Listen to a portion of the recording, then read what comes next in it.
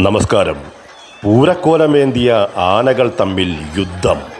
തൃശൂർ ജില്ലയിലെ ആറാട്ടുപുഴ പൂരത്തിൻ്റെ തറയ്ക്കൽ പൂരം കഴിഞ്ഞ് ഭഗവതിയെ വണങ്ങി ഉപചാരം ചൊല്ലി പിരിയുന്നതിനിടെയാണ് ഗുരുവായൂർ ദേവസ്വത്തിൻ്റെ രവികൃഷ്ണൻ എന്ന കൊമ്പനാന ഇടഞ്ഞ് പുതുപ്പള്ളി അർജുനൻ എന്ന ആനയെ കുത്തിയത്.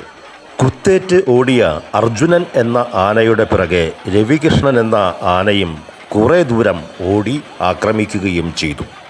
ആനകൾ ഓടുന്നതിനിടെ ജനം ചിതറിയോടി. നിരവധി പേർക്ക് പരിക്കേറ്റു.